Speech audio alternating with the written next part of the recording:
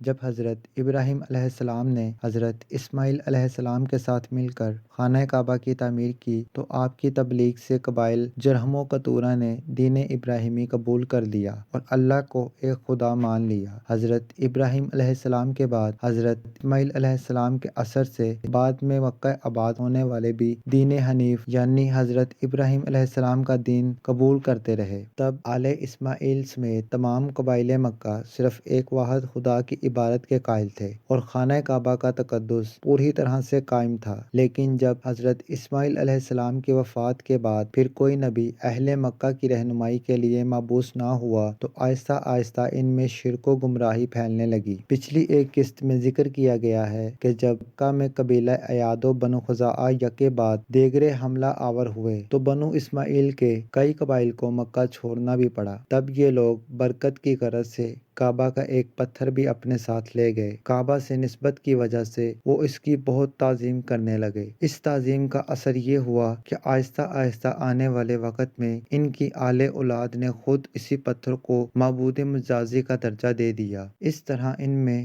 شرک رائج ہونا شروع ہوا۔ لیکن حقیقی معنوں میں عربوں اور خصوصاً اہل مکہ میں باقاعدہ شرک و بت پرستی کا آغاز حضرت ابراہیم علیہ السلام سے کم و بیش 2500 سال بعد ہوا، جب بنو خزاعہ نے مکہ پر قبضہ کیا۔ عربوں میں بت پرستی کا آغاز کرنے والا قبیلہ خزاعہ کا سردار عمرو بن لئی تھا۔ یہ شخص خانہ کعبہ کا متولی تھا۔ ایک بار جب وہ شام گیا تو وہاں اس نے لوگوں کو بتوں کی پرستش کرتے دیکھا، لیکن کل 5 بت تھے جن کے نام ود، یغوث، سواع، یعوق اور نصر تھے۔ ان بتوں کو قوم نوح پوجا کرتی تھی۔ یہ شخص وہاں سے ان کے بت ساتھ لے آیا اور واپسی پر ان کو جدہ کے ایک مقام پر دفن کر دیا۔ جب مکہ واپس پہنچا تو وہاں مشہور کیا کہ اسے اس کے تابع جنہوں نے ان بتوں کا پتہ بتایا ہے جنہیں قوم نوح پوجا کرتی تھی۔ پھر وہ اہل مکہ کو جو پہلے ہی شرک و بت پرستی کی طرف راغب ہو چکے تھے ساتھ لے کر جدہ پہنچا اور وہاں سے وہ بت زمین کھود کر نکال لیے اور انہیں مکہ لا کر خانہ کعبہ میں رکھ دیا، جہاں تعظیم کے نام پر